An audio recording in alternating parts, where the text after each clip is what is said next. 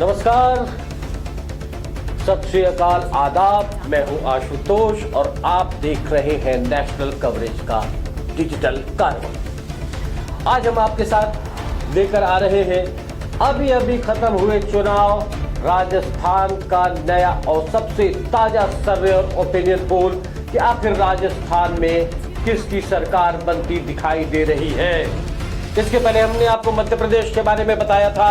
मध्य प्रदेश का पूर्वानुमान भी मतपेटियों में बंद है, वहीं राजस्थान का भी आज भाग्य ईवीएम में कैद हो गया है।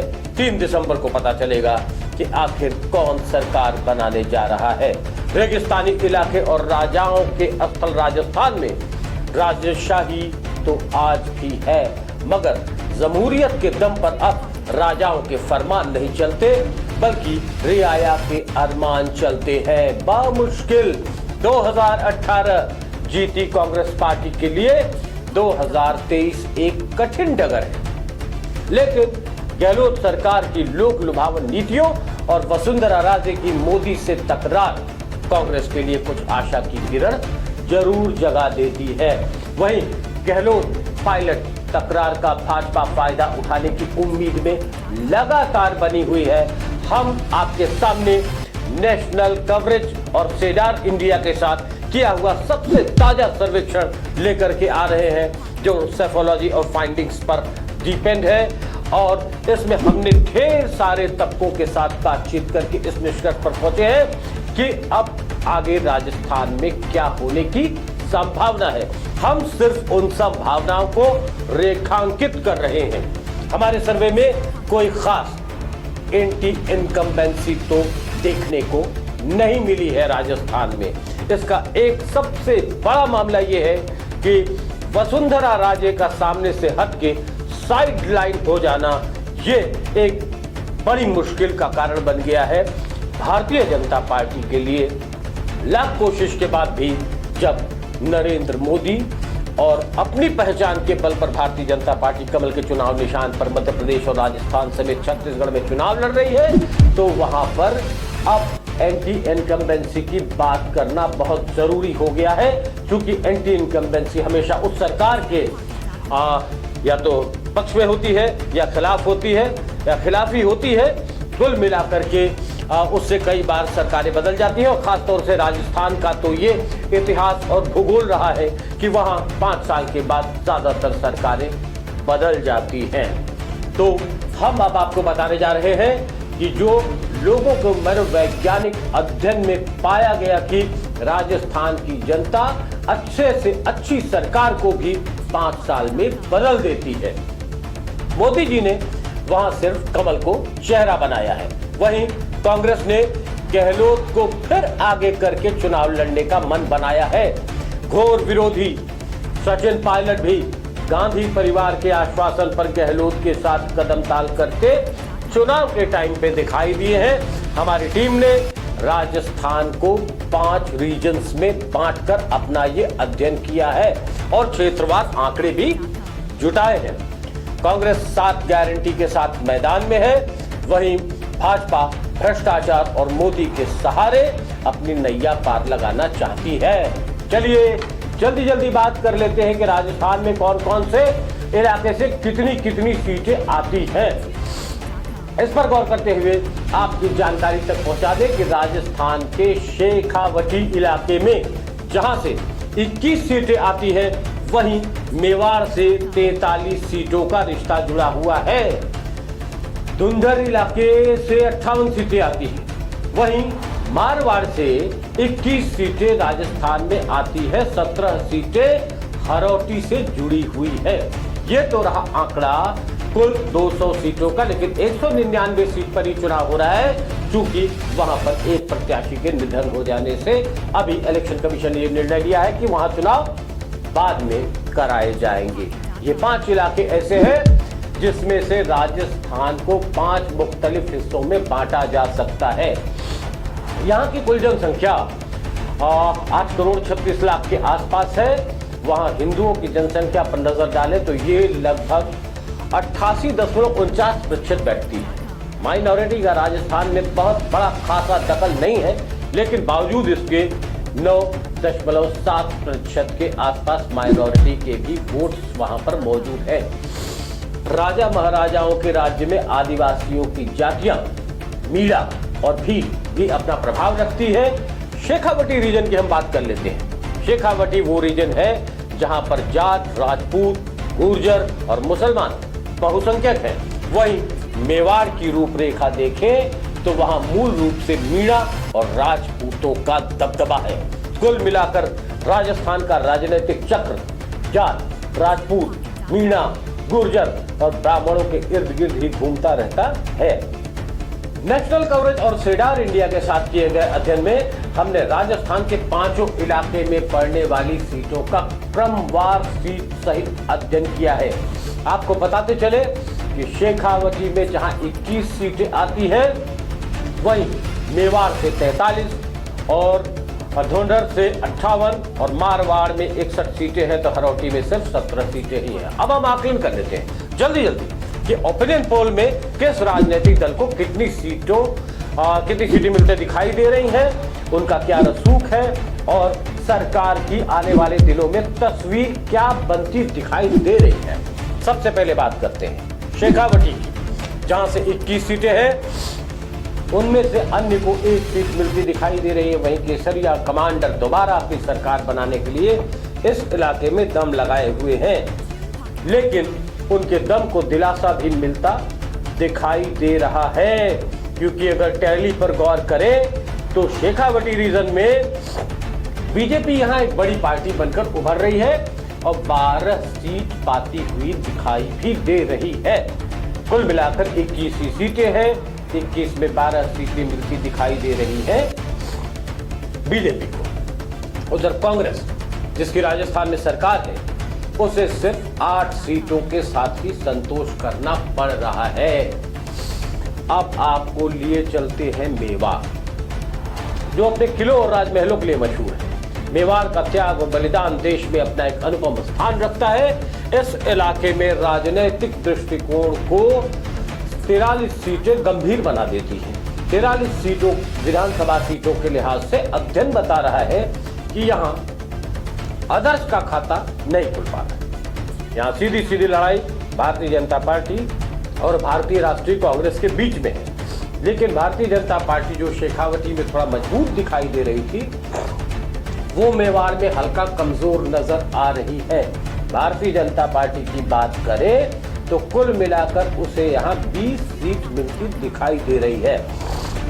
उधर कांग्रेस का पंजा पावर में आता दिखाई दे रहा है। भारतीय राष्ट्रीय कांग्रेस थोड़ा सा सुधार करते हुए 23 सीटें प्राप्त कर रही है, यानी कुल 3 सीटों का फायदा कांग्रेस को दिखाई दे रहा है। चलिए टैली को जल्दी जल्दी आगे बढ़ाते हैं और चलते हैं ढूंढर, जहां से 58 सीटों का आंकड़ा हमारे सामने आ रहा है। हमने जो सर्वेक्षण किया है उस ओपिनियन पोल में क्या लोगों की राय है, ये हम रख रहे हैं आपके सामने। 58 सीटों में अदर्स यहां भी अपना सिर्फ और सिर्फ खाता खोल पा रहे हैं। 1 सीट मिलती दिखाई दे रही है, जो किसी निर्दलीय प्रत्याशी की भी हो सकती है।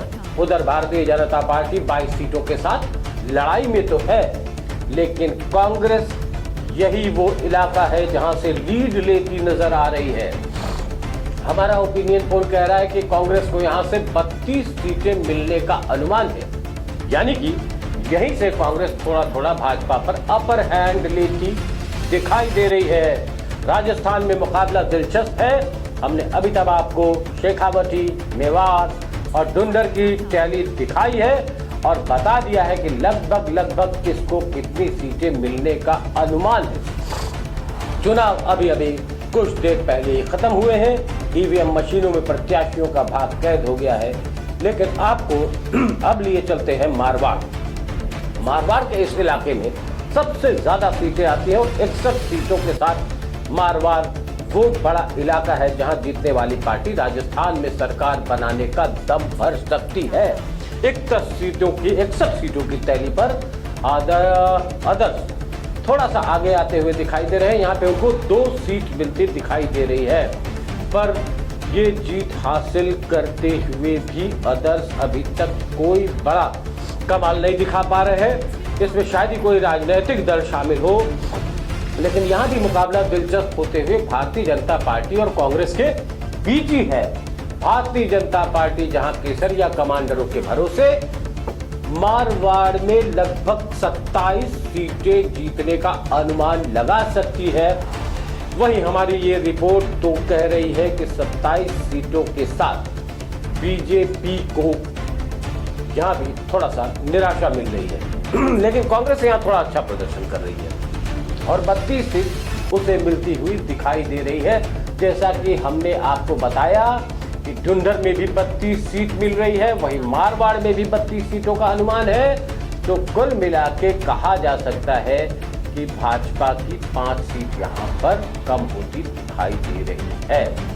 एंटी इनकम्बेंसी फैक्टर का उतना असर दिखाई नहीं दे रहा है जितना आमतौर पर राजस्थान में दिखाई देता है। राजस्थान दरअसल परंपराओं का राज्य है और राजस्थान में यह परंपरा रही है कि राजस्थानी 5 साल के बाद सरकार को बदल देने में विश्वास करते हैं। अब आपको लिए चलते हैं उस 5वें इलाके में जिसे हरौटी के नाम से जाना जाता है, लेकिन इस इलाके में सिर्फ 17 ही सीटें आती हैं।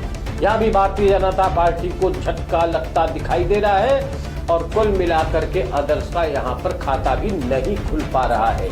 भारतीय जनता पार्टी को जहाँ 7 सीट मिलती दिखाई दे रही है हमारे अनुमान में, वहीं कांग्रेस को 17 सीटें मिलने का अनुमान है। कुल मिलाकर राजस्थान में मुकाबला बेहद दिलचस्प हो रहा है और आने वाले 3 दिसंबर को पता चलेगा कि राजस्थान में किसकी सरकार बनने वाली है। लेकिन हाल फिलहाल सेडार इंडिया का प्रोजेक्शन कह रहा है और नेशनल कवरेज के जो आंकड़े कह रहे हैं, जो हमने लोगों से बात करके हासिल किए हैं, उसका आकलन कह रहा है कि हम जिस फाइनल टैली पर पहुंचते हैं वो फाइनल टैली में अदर्स के लिए ज्यादा जगह नहीं है और कुल मिलाकर पूरे राजस्थान के 200 सीटों में अदर्स का जोर सिर्फ 4 सीटों पर दिखाई दे रहा है। उधर भारतीय जनता पार्टी को जैसे इस बार बहुत उम्मीदें थी कि राजस्थान के लोग हर बार की तरह सरकार बदल देंगे, वो थोड़ा सा निराश नजर आ रही है। भारतीय जनता पार्टी को फाइनल टैली और फाइनल प्रोजेक्शन में 88 सीटें मिलने का अनुमान है।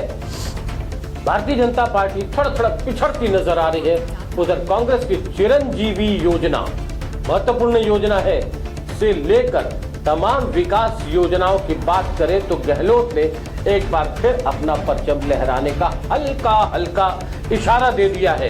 105 सीट कांग्रेस के झोली में जाती हुई दिखाई दे रही है। 200 सीटों वाले राजस्थान में इस वक्त दिल्ली का नजरिया काफी करीब से मॉनिटर किया जा रहा है। दिल्ली काफी नजदीक से मॉनिटर कर रही है राजस्थान को। भारतीय जनता पार्टी ने यहां शासन बदलने के लिए अपनी सारी ताकत झोंक दी और दिन भर की वोटिंग के बाद आने वाले 3 दिसंबर के इंतजार में भारत के प्रधानमंत्री नरेंद्र मोदी तो होंगे ही, साथ ही साथ कांग्रेस इसे अपना तेजाबी टेस्ट के तौर पर भी देख रही है।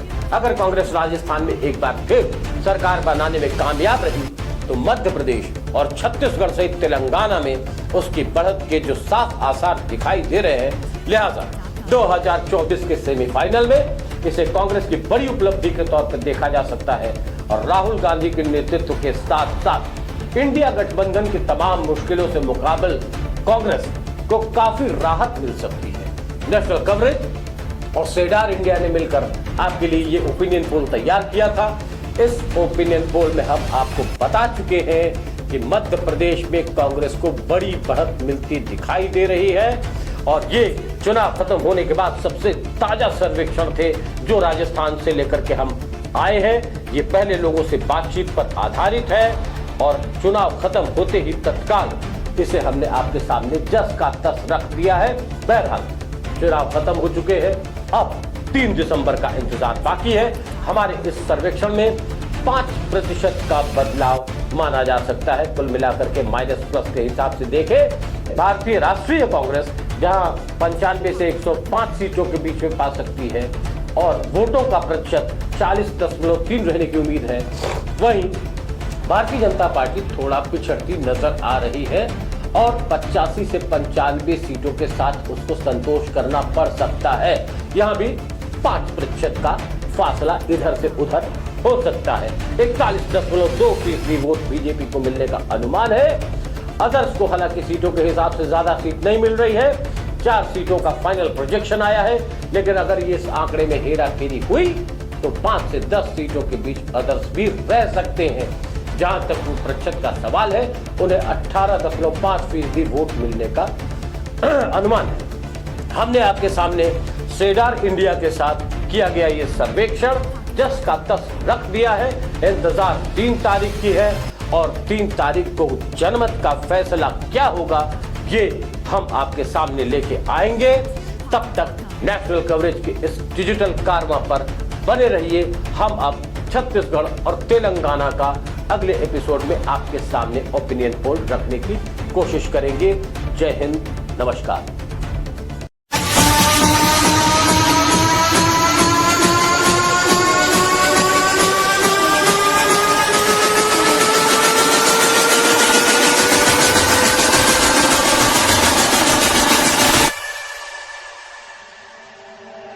Thank you.